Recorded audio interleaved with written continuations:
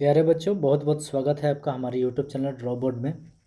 बच्चों, जैसा कि हम लोगों का कल जो है 18 फरवरी को मैथ का एग्ज़ाम है, ठीक है ना। तो मैथ के एग्ज़ाम आपके बेहतरीन तरीके से है। इसके लिए हम आपके लिए क्या करते हैं कि मैथ के जितने भी हम लोग का फार्मूला है उन सारे फार्मूला को हम लोग यहाँ पे कवर करने वाले हैं। तो चलिए एक एक करके सारे फार्मूला को देखते हैं कि हम लोग को क्या क्या यहाँ पे पूछता है, ठीक है। तो आइए हम लोग यहाँ पे बात करते हैं। देखिए, सबसे पहले हम लोग देखते हैं कि प्राकृत संख्या क्या होता है। तो याद रखिएगा, गिनती की संख्या को हम लोग प्राकृत संख्या कहते हैं, ठीक है। जैसे 1 2 3 4, ठीक है। सबसे छोटी प्राकृत पूछ सकता है, 1 हो जाएगा। पूर्ण संख्या किसे कहते हैं, तो अगला टॉपिक है पूर्ण संख्या किसे कहते हैं। पूर्ण संख्या की परिभाषा देंगे कि 0 से शुरू होने वाले गिनती की संख्या को पूर्ण संख्या कहते हैं। सबसे छोटी पूर्ण संख्या 0 होता है। अगला इसमें हम लोग देखेंगे कि सम संख्या क्या होता है। तो ये सम संख्या जिसमें 2 से पूरा पूरा भाग लग जाए। और यहाँ पे हम लोग देखेंगे कि सबसे छोटी सम संख्या 2 होता है, याद रखिएगा। इसी तरह विषम संख्या जिसमें 2 से भाग नहीं लगता है, यानी हम लोग जानते हैं सबसे छोटी विषम संख्या जो है 1 होता है। इसी तरीके से अगला हम लोग का यहाँ पे टॉपिक मिलेगा एक कि बताइएगा यहाँ पे कि सबसे छोटी अब यहाँ पे भाज्य संख्या या यौगिक संख्या क्या होता है। तो देखिएगा ध्यान से कि सबसे छोटी भाज्य संख्या जो है वो 4 होता है। क्या होता है? 4 होता है, ठीक है। इसी तरीके से यहाँ पे देखेंगे कि सबसे छोटी अभाज्य संख्या कौन सा होता है, तो 2 होता है। या पूछ देगा कि निम्नलिखित में से कौन अभाज्य संख्या है, तो आपको यहाँ पे 2 3 5 7 11 जिसमें किसी संख्या से भाग नहीं लगता हो, एक को छोड़कर और खुद को छोड़कर, वही अभाज्य संख्या या रूट संख्या होता है। इसे आप लोग देख लीजिएगा, ठीक है। पूर्णांक संख्या क्या होता है, तो ऋणात्मक और धनात्मक और 0 मिलाकर के पूर्णांक संख्या कहते हैं। परिमेय संख्या के लिए याद रखिएगा अंश बटा हर, जहाँ पे हर का मान 0 नहीं होगा, इसी को हम लोग परिमेय संख्या को p बटा q भी कहते हैं, ठीक है। उसके बाद याद रखिएगा पाई कैसी संख्या, तो पाई एक अपरिमेय संख्या, याद रखिएगा पाई का मान 22/7 होता है, ठीक है। चलिए अगला हम लोग का एक टॉपिक है यहाँ पे कि सह अभाज्य संख्या किसे कहते हैं। सह अभाज्य संख्या क्या होता है, तो सह अभाज्य संख्या वो होता है जिसका दो संख्या जिसे a और b है, इसका मौसा 1 हो जाए, उसे हम लोग सहअभाज्य संख्या कहते हैं, ठीक है। चलिए अगला हम लोग टॉपिक देखते हैं कि अगला हम लोग का टॉपिक है यहाँ पे कि देखिए कुछ फार्मूला है। जैसे कि अब हम लोग आते हैं यहाँ पे क्या, तो अभाज्य गुणनखंड के बारे में कहा जाता है। तो अभाज्य गुणनखंड जो है इस तरह से भाग की प्रक्रिया द्वारा बनाएंगे। जैसे 12 के यहाँ पे है, तो 12 का अभाज्य गुणनखंड इसे 12 करेंगे और इसके बाद इसका अभाज्य गुणनखंड लगाएंगे, 2 से करेंगे 6 मिलेगा, 2 से लगाएंगे 3 मिलेगा। और इस तरीके से गुना के रूप में 12 के बदले में लिख देंगे 2 गुना 2 गुना 3, तो ये हो जाएगा अभाज्य गुणनखंड, ठीक है। चलिए इसी तरीके से हम लोग देखते हैं अभाज्य गुणनखंड पर आधारित सवाल पूछता है कि कोई संख्या आपको दे देगा, कहेगा इसमें 2 का अधिकतम घात कितना होगा, 3 का अधिकतम घात कितना होगा। तो वहाँ पे हम लोग को अभाज्य गुणनखंड करेंगे, जिसका घात पूछा जाएगा उसके द्वारा जो है हम लोग बता देंगे, ठीक है। चलिए बात करते हैं अगला कि हम लोग को देखिए वास्तविक संख्या में ज़रूरत पड़ता है यूक्लिड विभाजन प्रमेय का या यूक्लिड विभाजन एल्गोरिदम, दोनों एक ही बात होता है। और इसके लिए हम लोग जानते हैं कि a बराबर बी क्यू प्लस आर होता है। याद रखिएगा a बराबर बी क्यू प्लस आर होता है, जहाँ a को हम लोग भाज्य बोलते हैं, b को भाजक बोलते हैं, q को भागफल बोलते हैं और r को शेषफल बोलते हैं। याद रखिएगा यूक्लिड विभाजन एल्गोरिदम से क्या निकालते हैं, तो यूक्लिड विभाजन एल्गोरिदम से मौसा निकालते हैं, ठीक है। और यहाँ पे मौसा कौन सा होता है, तो मौसा जो भाजक आता है अंतिम, वही हमारा मौसा होता है, ठीक है। चलिए उसके बाद हम लोग जानते हैं कि अगला हम लोग का टॉपिक मिलता है अंकगणित की मूलभूत प्रमेय। अंकगणित की मूलभूत प्रमेय यानी ये अभाज्य गुणनखंडन विधि द्वारा हम लोग लसा और मसा निकालने का जो काम करते हैं, उसी के बारे में हम लोग से पूछा जाता है यहाँ पे। तो ध्यान रखिएगा कि अभाज्य गुणनखंड विधि से लसा मसा निकालने के लिए कहेगा, तो हम लोग कैसे निकालेंगे। तो याद रखिएगा यहाँ पे अंकगणित के मूलभूत प्रमेय होता क्या है, तो भाज्य संख्या को अभाज्य संख्या के गुणनफल के रूप में लिखा जाता है। बोले तो हम लोग अभाज्य गुणनखंड करते हैं, वहीं हम लोग क्या जानते हैं, तो वहीं हम लोग अंकगणित के मूलभूत प्रमेय कहते हैं। इसके लिए क्या होता है, तो इसके लिए याद रखिएगा एक फार्मूला कि दो संख्याओं का यहाँ पे देखिए लसा और मसा का गुणनफल दोनों संख्या के गुना के बराबर होता है। यानी लसा गुना मसा बराबर होता है पहली संख्या गुना दूसरी संख्या, या इसी बात को कह सकते हैं लसा गुना मसा बराबर दो संख्याओं का गुणनफल, ठीक है, याद रखिएगा। चलिए अगला हम लोग का इसमें टॉपिक है कि अभाज्य गुणनखंड विधि से हम लोग को लसा मसा निकालने के लिए कहता है। तो अभाज्य गुणनखंड विधि इस तरह भाग के द्वारा करेंगे और उसमें क्या करेंगे कि घात के रूप में इसे सजाएंगे। और घात के रूप में सजाने के बाद जो है हम लोग क्या करेंगे, देखेंगे कि दोनों में यानी उभयनिष्ठ जो हो गया यानी सब में शामिल जो होगा उसमें कम घात वाला का गुना कर देंगे तो मसा हो जाएगा, और ज़्यादा घात वाले को गुना कर देंगे तो लसा हो जाएगा, ठीक है ना। तो बारी बारी से हम लोग क्या करेंगे, लसा और मसा निकाल देंगे, ठीक है। चलिए आगे बात करते हैं कि यदि मान लीजिए कि p बटा 2 के पावर m गुना 5 के पावर m यानी दशमलव प्रसार। यानी जैसे कोई संख्या कहता है कि बिना भाग दिए हमें बताना है कि शांत है क्या शांत है, तो यहाँ पे जो हर होगा, जैसे 2/15 लिखा, तो हर को हमने क्या करेंगे, हम हर का अभाज्य गुणनखंड करेंगे। तो यहाँ 3 से लगाएंगे 5 मिलेगा, तो इसमें 2 और 5 होना चाहिए अभाज्य गुणनखंड, यानी हर के अभाज्य गुणनखंड में 2 और 5 सिर्फ होना चाहिए। 2 और 5 को छोड़कर कुछ और होता है तो उसका दशमलव प्रसार शांत नहीं होगा। अगर 2 और 5 सिर्फ इसमें आता है तो इसका मतलब है कि उसका दशमलव प्रसार शांत होगा, ध्यान रखिएगा, ठीक है। चलिए, इस प्रकार वास्तविक संख्या का आप लोग कवर कर लीजिएगा। आगे आते हैं बहुपद में। बहुपद में हम लोग का टॉपिक है, याद रखिएगा कि एक घातीय बहुपद का देखिए व्यापक रूप क्या होता है। ये आपसे पूछा जाता है कि एक घातीय या रैखिक बहुपद का व्यापक रूप क्या होता है। याद रखिएगा, बोलना है ax + b, ठीक है ना। और इसके लिए शून्य क्या हो जाएगा, तो -b/a, ठीक है। चलिए, इसी तरह से द्विघात बहुपद का व्यापक रूप क्या होता है, तो याद रखिएगा द्विघात बहुपद का व्यापक रूप होता है ax² + bx + c, ठीक है ना। px बराबर कर सकते हैं, ठीक है। इस तरीके से यहाँ पे a का मान 0 के बराबर नहीं होता है, इसे विशेष रूप से याद रखिएगा। इसी तरह यहाँ से कह रहा है कि द्विघात बहुपद निकालने का सूत्र क्या होता है, याद कर लीजिएगा, इसको बहुत ज़रूरत पड़ेगा। px बराबर a × x² - α + β × x + α β, ठीक है। यहाँ अल्फा और बीटा का जो है हम लोग शून्यकों का योग बोलते हैं, और अल्फा × बीटा को शून्यकों का गुणनफल भी कहते हैं, तो ऐसे भाषा में दे सकता है, ठीक है। चलिए आगे बढ़ते हैं। अगला हम लोग का यहाँ पे है कि कहता है कि यदि किसी द्विघात बहुपद के 2 शून्यक अल्फा और बीटा है तो यहाँ पे शून्यकों का योग यानी क्या होता है, तो याद रखिएगा अल्फा + बीटा का फॉर्मूला होता है -b/a, और शून्यकों का गुणनफल क्या होता है, अल्फा × बीटा, फार्मूला होता है c/a, ठीक है। चलिए, इसी तरीके से ये द्विघात बहुपद के लिए बहुत ज़रूरी है फार्मूला, याद रखिएगा, इस पर आधारित सवाल आपसे पूछे जाएंगे। अगला हम लोग का टॉपिक है त्रिघात बहुपद के लिए, और आपसे कहता है कि त्रिघात बहुपद का व्यापक रूप क्या होगा। तो त्रिघात बहुपद के व्यापक रूप यहाँ पे होगा ax³ + bx² + cx + d। याद रखिएगा, यहाँ भी a का मान 0 के बराबर नहीं होगा। त्रिघात बहुपद निकालने का फॉर्मूला इस प्रकार होता है, ठीक है ना। यानी देख लीजिए, a × x³ - α + β + gamma × x² + α β + beta gamma + gamma alpha × x - alpha beta gamma. यहाँ पर भी याद रखिएगा, यहाँ पे हम लोग को 3 शून्यक अल्फा बीटा गामा कहा जाता है त्रिघात में। त्रिघात में शून्यकों की संख्या कितना होगा, 3 होगा। इसके लिए शून्यकों का योग अल्फा + बीटा + गामा, फॉर्मूला वही होगा -b/a। यहाँ 2 करके शून्यकों के गुणनफल का योग याद रखिएगा, इसके लिए होता है c/a। इसको alpha beta, beta gamma, gamma alpha, ये ऑब्जेक्टिव पूछ सकता है। और यहाँ पे देखिए 2 नंबर के लिए भी सवाल इस पर रहता है। यहाँ कह रहा है 2 शून्यकों का गुणनफल क्या होता है, यानी 3 शून्यक है अल्फा बीटा गामा, तो इसके लिए होता है -d/a, याद रखिएगा, ठीक है। अलजेब्रा के कुछ फार्मूला है, जैसे a + b का होल स्क्वायर, इसे याद कर लीजिएगा, ठीक है। a + b का होल स्क्वायर, इसे याद कर लीजिएगा। a - b का होल स्क्वायर, इसको याद कर लीजिएगा। और a² - b², इसको सिर्फ याद कर लीजिएगा। बस इतना ही फार्मूला से आपका काम चल जाएगा, ठीक है। चलिए आगे बढ़ते हैं। हम लोग को मिलता है कि बहुपद के लिए भी एल्गोरिदम होता है। तो ये भाग करने के लिए पूछेगा, तो हम लोग बहुपद के भाग जो है आसानी से बना सकते हैं। जिसे मान लीजिए x² + x + 5 लिखा है, इसमें भाग हमको मान लीजिए x + 2 से देना है। तो यहाँ पे देखिए x का घात 2 है, तो इसके घात भी 2 बनाएंगे, यानी यहाँ x का घात 1 है, तो घात 2 बनाने के लिए एक घात 1 वाला चाहिए। तो यहाँ x के पावर 1 से क्या करेंगे, ये दोनों में x + 2 में हम लोग गुना करेंगे। x को 1 से x², x को 2 से हो जाएगा 2x। यहाँ पे चिन्ह बदलेंगे और घटाने का काम करेंगे, ठीक है ना। x में से 2x गया तो माइनस में x होगा, प्लस में 5 हो गया। घात सेम है, गुना हो सकता है, माइनस यहाँ पे, यहाँ प्लस, तो माइनस हो जाएगा। और यहाँ पे 1 मतलब लगा सकते हैं, 1 से गुना करेंगे -x, और यहाँ पे 2 से गुना करेंगे तो -2। और इस तरह हम लोग इसको सॉल्व कर सकते हैं, और आसानी से यहाँ पे बोल सकते हैं क्या, ये कैंसिल हो जाएगा और ये हो जाएगा 3 मिल जाएगा यहाँ से। तो इस प्रकार से भाग की प्रक्रिया द्वारा, भाग की प्रक्रिया के बारे में हम लोग को पूछा जाता है। तो ये यूक्लिड विभाजन एल्गोरिदम का ज़रूरत जो है, बहुपद के लिए भाग एल्गोरिदम की भी ज़रूरत पड़ सकता है। और ये याद रखिएगा, px = gx × qx प्लस क्या होता है, rx होता है, ठीक है ना। तो यहाँ पे देखिए px = gx × qx, यहाँ पे यही भाज्य है, भाजक है, भागफल है, शेषफल, ठीक है।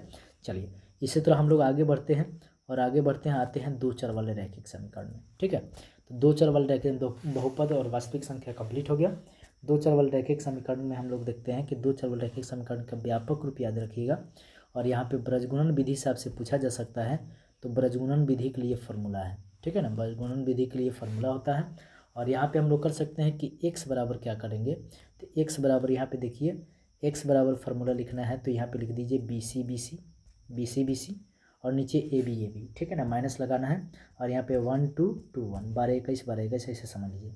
यहाँ पे इस तरह समझिए। y बराबर कहना है, तो y बराबर कहना है तो इसके जगह पर क्या हो जाएगा, यानी y बराबर लिख दीजिए, y बराबर लिख दीजिए और यहाँ पे क्या हो जाएगा, y बराबर लिख दो और यहाँ पे हो जाएगा, यहाँ पे देखिए y बराबर के लिए यहाँ सी ए लिखना होगा, ठीक है ना, सी ए माइनस देना है, 12 लिख देंगे, नीचे ए बी लिख के 12 लिख देंगे। इस तरह हम लोग को x बराबर y बराबर निकालेंगे। ब्रजगुणन विधि से बनाने के लिए सबसे पहले समीकरण को व्यापक रूप में लिखेंगे, याद रखिएगा समीकरण को व्यापक रूप में लिखना है, ठीक है। चलिए आगे आते हैं। यहाँ दो चर वाले समीकरण को हल होने के लिए शर्त होता है, याद रखिएगा, यदि a1/a2 बराबर नहीं हो b1/b2 तो ये अविरोधी युग्म होता है और इसके केवल एक हल होता है और इसका ग्राफ प्रतिच्छेदी होता है। इस पर आधारित सवाल पूछेगा। इसी तरीके से यहाँ पे देखिए, यदि a1/a2 बराबर b1/b2 बराबर c1/c2 हो तो इसको आश्रित युग्म कहते हैं और इसका अनंत हल होता है और इसका ग्राफ संपाती मतलब दोनों समीकरण के लिए रेखा जो होगा ये एक ही रेखा मिलेगा, एक ही रेखा पर आएगा, ठीक है। इस तरीके से संपाती कहेंगे। और तीसरा है हम लोग का कि यदि a1/a2 और बराबर है b1/b2 बराबर नहीं है c1/c2 तो समझ जाएंगे कि कोई हल नहीं होगा, ग्राफ समांतर होगा, ये असंगत या विरोधी युग्म कह सकते हैं, ठीक है। चलिए इसी तरीके से आगे बढ़ते हैं हम लोग और देखिए चाल बराबर दूरी बटा समय या समय बराबर दूरी बटा चाल, इस फार्मूला को भी याद रखिए, इस पर आधारित सवाल पूछ सकता है, ठीक है ना। चक्रीय चतुर्भुज के लिए क्वेश्चन, ये मतलब ये बात याद रखिएगा कि चक्रीय चतुर्भुज होता है कि वह चतुर्भुज जिसमें चारों शीर्ष जो है वृत्त पर हो, ठीक है ना, और इसके सामने के कोनों का जोड़ 180 डिग्री होता है। इस पर ऑब्जेक्टिव दे सकता है, ठीक है। चलिए आगे बढ़ते हैं, हम लोग आते हैं द्विघात समीकरण में। और द्विघात समीकरण हम लोग का यहाँ पे हो जाएगा क्या, जिसे द्विघात समीकरण का भी व्यापक रूप पूछ देगा तो x² + bx + c बराबर 0 होता है। यहाँ भी एक का मान 0 के बराबर नहीं होता है। यहाँ से विवेचक का फॉर्मूला आपको ऑब्जेक्टिव देकर भी पूछ देगा या 2 नंबर में भी पूछेगा, याद रखिएगा। विवेचक d बराबर होता है b² - 4ac, यहाँ से आपको ये ज़रूरत पड़ेगा, ठीक है। चलिए उसके बाद हम लोग जानते हैं द्विघात समीकरण के लिए शर्त होता है कि विवेचक का मान 0 से बड़ा हो यानी प्लस में आता है तो मूल वास्तविक और असमान होता है। विवेचक का मान यानी d का मान 0 के बराबर होता है तो वास्तविक और समान होता है या खाली समान बोल सकते हैं, ठीक है। और विवेचक का मान माइनस में आता है तो मूल वास्तविक नहीं होता है, मतलब मूल नहीं निकाला जा सकता है, ठीक है। और बड़ा और बराबर हो जाए तो मूल वहाँ पे निकल सकता है, वास्तविक होता है, ठीक है। द्विघात समीकरण द्विघात सूत्र याद रखिएगा। यहाँ पे फार्मूला होता है x बराबर या y बराबर कुछ भी कर दीजिए -b, यानी -b कहाँ से है तो जो व्यापक रूप है x² + bx + c, तो यहाँ पे bx का गुणांक है, याद रखिएगा, प्लस माइनस d क्या है विवेचक है b² - 4ac और 2a क्या है 2a जो है x² का गुणांक है, याद रखिएगा, ठीक है। भाषा वाला इस पर आधारित बहुत हल्का सवाल होता है। तो क्रमागत पूर्णांक कहेगा तो यहाँ पे x x1 x+1 x+2 इस तरह मानना है। प्राकृत भी कहेगा तो उसी तरह मानना है। सम कहेगा तो दो का अंतराल पर मानना है। एगो x यानी पहला मानेंगे x, दूसरा मानेंगे x+2, तीसरा मानेंगे इस तरह, ठीक है। विषम भी कहेगा तो उसी तरह से मानना है। चलिए आगे बढ़ते हैं। अब आते हैं समांतर श्रेणी में। समांतर श्रेणी में हम लोग को क्या मिलता है, तो समांतर श्रेणी में ध्यान दीजिएगा यहाँ पे कि समांतर श्रेणी में याद रखिएगा nवां पद, अंतिम पद के लिए फार्मूला था a + n - 1 × d, और योग करने के लिए बोलेगा तो n/2 × 2a + n - 1 × d, या याद रखिएगा अंतिम पद पहले से आपको दिया हुआ हो तो यहाँ पे हम लोग कह देंगे Sn बराबर n/2 × 2a + tn, जहाँ n जो है पदों की संख्या है, यहाँ पे देखिए लिखा हुआ है, और tn जो होता है अंतिम पद होता है, Sn जो होता है ये पदों का योग होता है, n पदों का योग होता है, d सार्वंतर होता है। सार्वंतर कैसे निकाला जाता है तो अगले पद में से पिछले पद को घटाते हैं, ठीक है ना। प्रथम पद क्या होता है तो पहला पद को प्रथम पद कहते हैं, ठीक है। चलिए आगे बढ़ते हैं। nवां पद निकालने के लिए जब भी कहेगा जैसे 20वां पद का दिया तो व्यापक रूप में a+, इससे एगो कम कर देते हैं, यानी a + 19d ऐसे लिख सकते हैं, ठीक है। चलिए आगे बढ़ते हैं।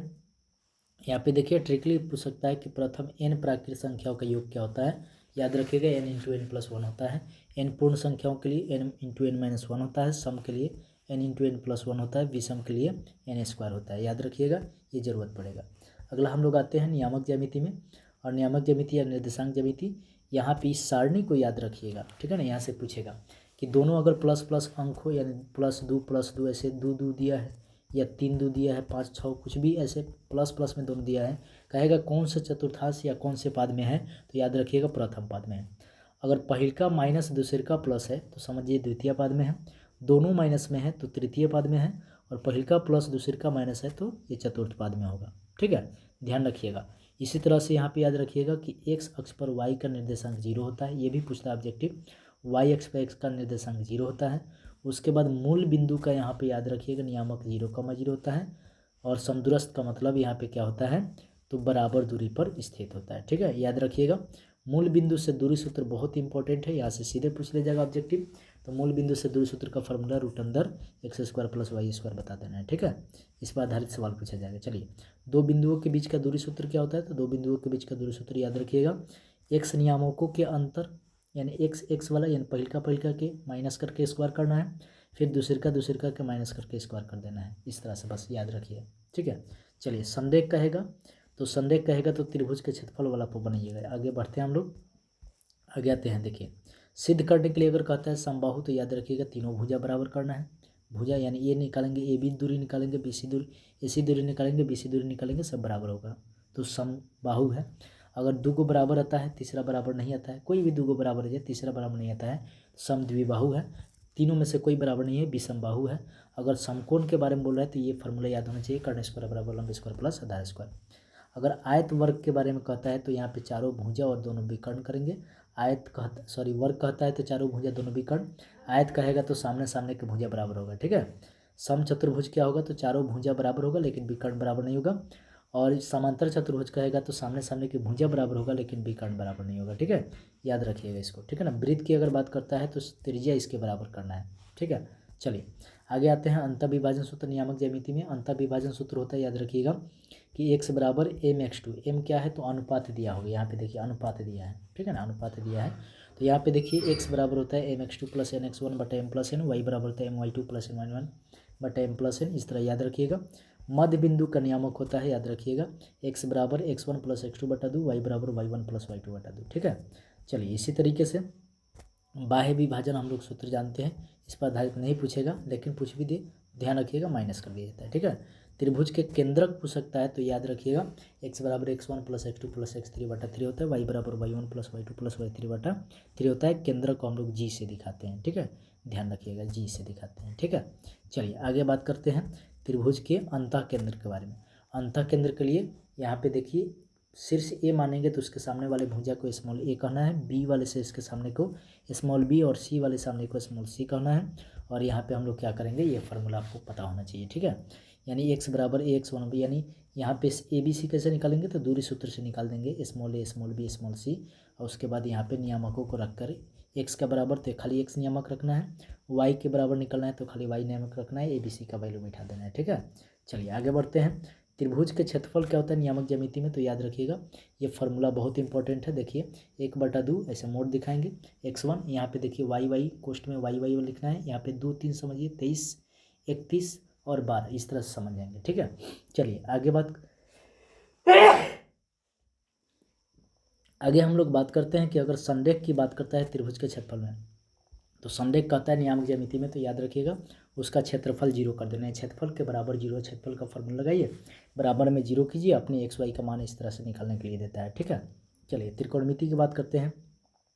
त्रिकोणमिति के सारे फार्मूला आपको याद रहना चाहिए, खास करके समकोण त्रिभुज में देखिए, या 90 डिग्री के सामने वाले को हम लोग कर्ण कहते हैं, जहाँ पे कोण माना जाएगा उसके भुजा को लंब कहते हैं, और जो बच गया उसको हम लोग आधार कह देते हैं। ठीक है, यहाँ पे थीटा होगा तो ये लंब हो जाएगा, ये कर्ण रहेगा और ये आधार हो जाएगा। ठीक है, चलिए उसके बाद हम लोग जानते हैं यहाँ पे क्या कि देखिए साइन थीटा का फॉर्मूला होता है लंब बटा कर्ण, याद रखिए कॉस थीटा यहाँ पे आधार बटा कर्ण, और टैन थीटा लंब बटा आधार, और कॉसेक थीटा कर्ण बटा इसका उल्टा हो जाता है। याद रखिएगा साइन का उल्टा कॉसेक हो जाता है, कॉस का उल्टा सेक और टैन का उल्टा कॉट होता है। ये दो फार्मूला है जो काफ़ी इंपॉर्टेंट है, याद रखिएगा।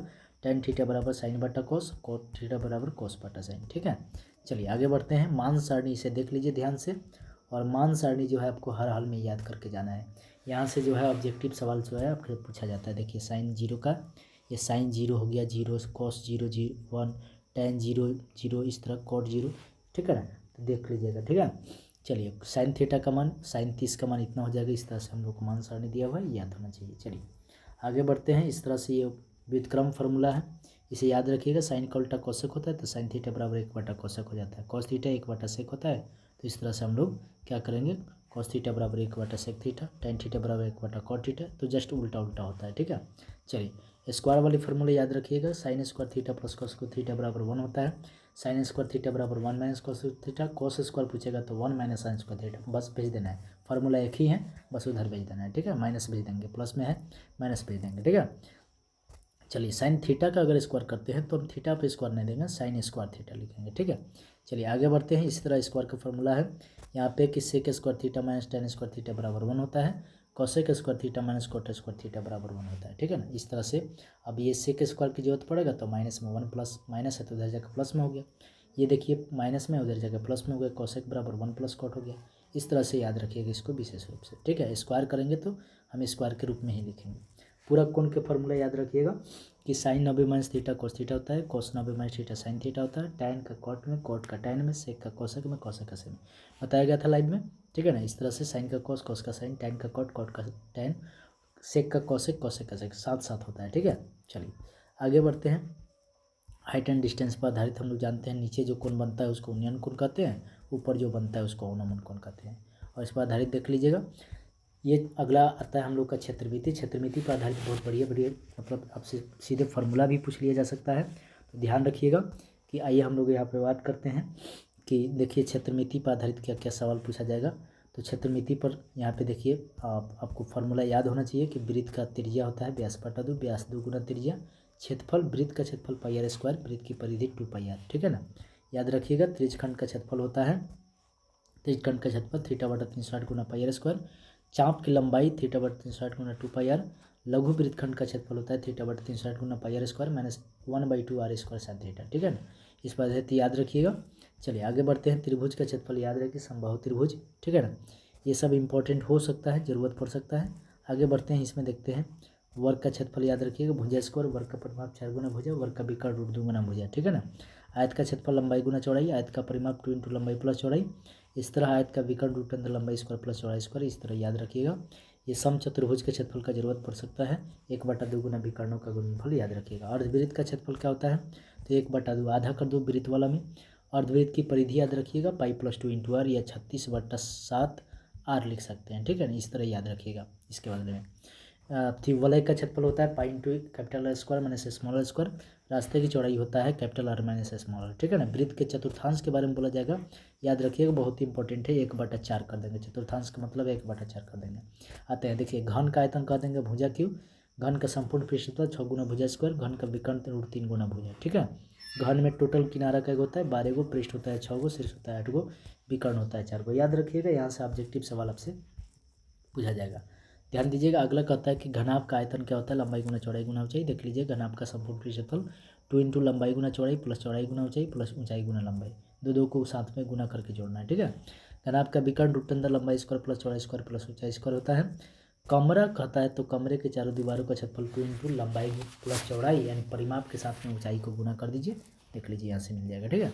चलिए उसके बाद देखते हैं शंकु। शंकु में हम लोग को मिलता है कि ये त्रिज्या ऊंचाई बराबर त्रिज्या का स्क्वायर प्लस ऊंचाई का स्क्वायर, याद रखिएगा, ठीक है। शंकु का आयतन 1/3 करके होता है, बेलन का हो तो 1/3 यहाँ पे हट जाएगा और यहाँ पे सिर्फ पाई आर स्क्वायर हो जाता है। शंकु का कहेगा तो 1/3 पाई आर स्क्वायर होता है, ठीक है। इस तरह से याद रखिएगा 1/3 लिखने में भी शंकु बनता है, देखिए 1/3 लिखने में भी शंकु बनता है, तो ध्यान रखिएगा। चलिए आगे बात करते हैं। शंकु का वक्र पृष्ठ या पार्श्व पृष्ठ एक ही बात है, ध्यान रखिएगा पाई आर एल, ठीक है ना। एल के लिए रूट अंदर R square plus H square ऐसे कर सकते हैं, ठीक है ना। खाली एल कहेगा तब, खाली एल बोला जाएगा तब। तो चलिए आगे बात करते हैं। इस तरह देखिए यहाँ पे बेलन के बारे में बात हो रहा है, बेलन का आयतन 1/3 हट गया, पाई आर स्क्वायर एच होता है। बेलन का वक्र पृष्ठफल तो देखिए वृत्त के परिधि में ऊंचाई से गुना कर दीजिए, बेलन का वक्र पृष्ठफल मिल जाएगा। संपूर्ण पृष्ठफल करना है तो यहाँ पे क्या करेंगे, त्रिज्या के ये यहाँ पे क्या करेंगे वक्र पृष्ठफल में ये वृत्त की यहाँ पे क्या करेंगे 2 pi r into r plus h याद रखिएगा, ठीक है। चलिए आगे बढ़ते हैं। गोला, गोला का आयतन याद रखिएगा 4/3 पाई आर की होता है। गोला का संपूर्ण पृष्ठफल वक्र पृष्ठफल सेम होता है 4 पाई आर स्क्वायर। उसी तरह अर्ध गोला कहेगा तो आधा कर दीजिए, गोला का 2/3 पाई आर की होता है। वक्र पृष्ठफल कहेगा तो 2 पाई आर स्क्वायर होता है, लेकिन संपूर्ण पृष्ठफल कहेगा तो 3 पाई आर स्क्वायर, क्योंकि ऊपर वृत्ताकार भाग बढ़ जाता है, ठीक है। चलिए उसके बाद हम लोग देखते हैं सांख्यिकी। सांख्यिकी में माध्यिका का फॉर्मूला अगर केवल चर मान दिया हो तो यहाँ पे अंकों का योग यानी जो भी हम लोग को प्रेक्षण दिया होगा, जो भी अंक दिया होगा उसको जोड़ना है, और जितना होगा वो उसकी संख्या लिख देना है, 2 गो 3 गो 5 10 को, मैंने उसको गिन कर लिख देना है, ठीक है ना। उसका बस कटा लेना है, आंसर हो जाएगा। चलिए उसके बाद हम लोग जानते हैं कि जब वर्ग अंतराल जैसे चर मान और बराबरता दिया हो तो चर मान बराबरता के गुना करेंगे, बारी बारी से सबको जोड़ेंगे और नीचे सभी बराबरता का जोड़ कर देंगे, निकल जाएगा। यहाँ पे देखिए वर्ग अंतराल बराबरता दिया हो तो यही पूछता भी है, तो याद रखिएगा यहाँ पे आपको एक वर्ग चिन्ह निकालने की जरूरत पड़ता है। तो वर्ग चिन्ह हम लोगों को फॉर्मूला देखिए यहाँ पे मिलता है कि वर्ग चिन्ह बराबर क्या होता है। तो वर्ग चिन्ह बराबर देखिए यहाँ पे मिल जाएगा हम लोग को कि x दिखाएंगे इसको, वहीं fx है यहाँ पे निम्न सीमा प्लस उच्च सीमा बटा दी, यानी वर्ग अंतराल में जो शुरुआती होता है उसको निम्न सीमा, बाद वाले को हम लोग कहते हैं उच्च सीमा, ठीक है ना। तो याद रखिएगा यहाँ पे माध्य निकालने के लिए कहेगा तो सिग्मा fx एक माने बराबरता है, यहाँ पे x जो है यही वर्ग चिन्ह है, ठीक है। तो इस तरह निकाल करके सारणी बनाएंगे उसका, और सारणी बनाकर बारी बारी से यहाँ पे f गुना x और ऐसा रख करके यहाँ पे वर्ग अंतराल और सॉल्व करके, और यहाँ पे देखिए f वाले को सिग्मा का मतलब जोड़ने के काम करना पड़ेगा और fx वाले को जोड़ना पड़ेगा, फिर दोनों का बटा कर दीजिए, माध्य निकल जाएगा, ठीक है। चलिए उसके बाद आते हैं हम संचयी बराबरता यानी माध्यिका की बात होगा। तो संचयी बराबरता देखिए बढ़ते और घटते दोनों क्रम में हो सकता है, याद रखिएगा, ठीक है ना, ये ऑब्जेक्टिव पूछ सकता है। चलिए अगला है हम लोग का यहाँ पे माध्यिका के लिए फॉर्मूला या माध्यक या माध्यिका, ठीक है ना। माध्यक या माध्यिका देख लीजिए यहाँ पे, माध्यक या माध्यिका कहेंगे, माध्यक या माध्यिका का L प्लस N बटा 2 माइनस कैपिटल F बटा स्मॉल f गुना I होता है, ठीक है ना। यहाँ पे ये तभी फॉर्मूला लगेगा जब वर्ग अंतराल और बराबरता दिया हो, ठीक है। यहाँ पे देखिए इसमें एक जरूरत पड़ेगा माध्यक वर्ग, तो n बटा 2 क्या होता है, n क्या होता है, सभी बराबरता के जोड़ होता है, जो बराबरता दिया होगा सभी को जोड़ करेंगे और उसमें से आधा करेंगे उसका, उससे जो बड़ा वाला संचयी बराबरता हो रहा होगा उसी के सामने के वर्ग अंतराल को माध्यक वर्ग कह देना है। और यहाँ पे हम लोग को चुन लेना है, देख लीजिए n का वैल्यू होना है कैपिटल F जो होगा, माध्यक वर्ग जो भी बनेगा उसके पहले वाले को संचयी बराबरता लेना है, स्मॉल f माध्यक वर्ग जो भी बनेगा सब माध्यक वर्ग पर होगा और माध्यक वर्ग की बराबरता लेना है। आई क्या होगा, तो माध्यक वर्ग की लंबाई या परिसर, परिसर क्या होता है, उच्च सीमा माइनस निम्न सीमा, याद रखिएगा यहाँ पे देखिए परिसर, ठीक है ना। परिसर के लिए फॉर्मूला होता है, याद रखिएगा यहाँ पे देखिए परिसर के फॉर्मूला होता है उच्च सीमा माइनस निम्न सीमा, यानी यहाँ पे केवल आपको अंक दिया होगा उसमें सबसे बड़ा वाला में से सबसे छोटा वाला को घटा दीजिए, परिसर हो जाएगा, ठीक है। चलिए आगे बढ़ते हैं, अगला हम लोग का यहाँ पे देखिए लास्ट है। अब हम लोग को मिलेगा क्या, तो यहाँ पे मिलेगा हम लोग को यहाँ पे सबसे पहले अगर केवल चर मान दिया हो, ठीक है ना, जैसे मान लीजिए कि आपको यहाँ पे केवल चर मान दिया हो, जैसे 2 5 3 ऐसे कुछ करके 4 6 है ना, 6 8 ऐसे कुछ दिया है, माध्यिका निकालने के लिए करें, माध्यक निकालने के लिए, तो सबसे पहले इसको बढ़ते या घटते क्रम में सजाना है, उसके बाद दोनों तरफ से घेरने का काम करेंगे। अगर मान लीजिए कि विषम होता है, इसकी संख्या विषम यानी 8 को होता है, 7 गो होता है या 9 गो होता है या 5 गो होता है, तो यहाँ पे बीच वाला जो बच जाएगा सबसे लास्ट में वही माध्यिका हो जाएगा। नहीं तो अगर जोड़ा में रहता है जैसे 4 6 8 को ऐसे रहता है, तो यहाँ पे क्या करेंगे कि मतलब ये जोड़ा की संख्या बोले तो 4 गो अंक दिया हो या 6 गो अंक दिया हो तो बीच में 2 अंक बच जाएगा और दोनों के जोड़ बटा 2 कर देंगे, यानी इसका माध्य निकाल दिया जाता है, याद रखिएगा, ठीक है ना। ये भी ऑब्जेक्टिव में देख करके पूछ सकता है, जो कि यहाँ पे दर्शाया हुआ है कि अगर केवल चर मान दिया हुआ है तो हम लोग क्या करेंगे कि विषम के लिए क्या सम के लिए, तो इतना करने की जरूरत नहीं है, दोनों तरफ से घेरेंगे, बीच में जो बच जाएगा तो विषम के लिए हो जाएगा, 2 को बचेगा तो दोनों का जोड़ बटा 2 कर देना है, तो यहाँ पे हम लोग को ये निकल जाएगा सम के लिए, ठीक है। चलिए अब आते हैं लास्ट बहुलक, और बहुलक में यहाँ देखते हैं कि बहुलक क्या होता है कि सबसे अधिक बार आने वाला छरमान जो होता है वही बहुलक होता है, ठीक है ना। उसके बाद देखिए बहुलक में क्या होता है कि अगर चर ये बराबरता भी दिया हो तो सबसे बड़ी बराबरता के सामने का ये सारणी बनाकर आपको देगा, सबसे बड़ी बराबरता के सामने वाला चरमान होगा वहीं बहुलक हो जाएगा। और ये बहुलक के लिए देखिए फॉर्मूला होता है कि जब वर्ग अंतराल भी आपको दिया हो तो L प्लस देखिए F0 F minus 1 minus F minus 1 Guna I बटा में देखिए 2F0 माइनस M माइनस 1, यहाँ पे देखिए L क्या है, तो यहाँ पर भी बहुलक वर्ग हो, बहुलक वर्ग कौन सा होगा, तो सबसे बड़ा जो समझिए कि सबसे बड़ा जो बराबरता होगा उसके सामने के वर्ग अंतराल बहुलक वर्ग होगा, बहुत आसान होता है बहुलक, ठीक है ना। तो ध्यान रखिएगा, यहाँ पे ध्यान रखना है आपको कि यहाँ पे हम लोग बात करेंगे कि बहुलक वर्ग क्या होगा, तो देखिए L जो होता है ये बहुलक वर्ग की निम्न सीमा होता है, L जो होता है ये बहुलक वर्ग की निम्न सीमा होता है। F0 क्या होता है, बहुलक वर्ग की ही बराबरता होगा, माइनस कह रहा है मतलब पहले चल जाएंगे पहले वाली बराबरता, प्लस में 1 कह रहा है तो बाद वाली बराबरता, आई क्या होगा तो बहुलक वर्ग की परिसर या लंबाई कह देंगे, ठीक है ना, यानी जो भी बहुलक जहाँ से जहाँ तक हो रहा हो, ठीक है ना, उसके बीच का अंतराल, जैसे मान लीजिए कि 6 से मान लीजिए कि 10 है तो 10 में से 6 हटा लीजिए 4 हो जाएगा ये परिसर, ठीक है ना, इस तरह से। चलिए उसके बाद देखिए माध्य का बहुलक निकालने के लिए माध्य के लिए यहाँ फॉर्मूला होता है कि अगर प्राकृत संख्या n के लिए पूछ रहा है तो सीधे n+1 बटा 2 कर सकते हैं, पूर्ण के लिए कहता है n-1 बटा 2 कर देंगे, सम कहेगा तो n+1 कर देंगे, विषम कहेगा तो खाली n हो जाएगा, n वहीं हो जाएगा, ठीक है ना। जिसे कहता है 6 को प्राकृत संख्या का माध्य निकालिए तो 6 + 1 बटा 2 यानी 7 बटा 2 हो जाएगा। पूर्ण कहता तो 6 - 1 5/2 हो जाता, सम कहता तो 6 + 1 7 हो जाता, और सम कहता तो विषम कहता तो 6 का 6 हो जाता। ठीक है ना, इस तरह। चलिए एक रिलेशन है यहाँ पे, बहुलक बराबर 3 माध्यिका -2 माध्यिका, ये याद रखिएगा, यहाँ से सवाल पूछा जाएगा। उसके बाद आते हैं प्रायिकता में। प्रायिकता की याद रखिए, निश्चित घटना की प्रायिकता 1 होता है, अनिश्चित घटना की प्रायिकता 0 होता है। ठीक है, चलिए उसके बाद किसी घटना की प्रायिकता जो होता है NE/NS होता है, याद रखिएगा। चलिए आगे बढ़ते हैं हम लोग, कि यहाँ पे होता है कि किसी घटना को नहीं घटने की प्रायिकता बराबर होता है 1 - उस घटना को घटने की प्रायिकता। ठीक है ना, या किसी घटना को घटने की प्रायिकता बराबर 1 - उस घटना को नहीं घटने की प्रायिकता, और किसी घटना को घटने की प्रायिकता और नहीं घटने की प्रायिकता का जोड़ 1 होता है, याद रखिएगा। ठीक है ना, चलिए अब हम बात करते हैं एक सिक्का के लिए कुल परिणाम कितना होता है, 2 होता है। 2 सिक्का के लिए कुल परिणाम 4 होता है, याद रखिएगा। इस तरह 3 सिक्का के लिए 8 होता है। ठीक है, चलिए उसी तरह से देखिए, एक पासा के लिए जो होता है 6 होता है, 2 पासा के लिए 36 होता है। एक ताश की घड़ी में कितने पता होता है, तो एक ताश की घड़ी में यहाँ पे याद रखिएगा 52 पत्ते होता है। एक का 4 होता है, गुलाम 4 होता है, बादशाह 4 होता है, बेगम 4 होता है। उसी तरह देखिए, कालापन 13 होता है, ईंटिया 13 होता है, चिड़िया 13 होता है, लालपन 13 होता है, और तस्वीर वाला पत्ता याद रखिएगा 13 होता है। तो कुल मिला के इस प्रकार हम लोगों ने जो है ये पूरा के पूरा जो है हम लोग ये मैथ के टोटल फार्मूला, जो इंपॉर्टेंट फार्मूला है उसको हम लोगों ने देख लिया, और यहीं से जो है आपके एग्जाम में बहुत ज़्यादा ये हेल्प करेगा। इसे एक बार ज़रूर देख लीजिएगा। ठीक है ना, तो मिलते हैं अगले वीडियो में। आज के लिए इतना ही। ठीक है, बाय बाय।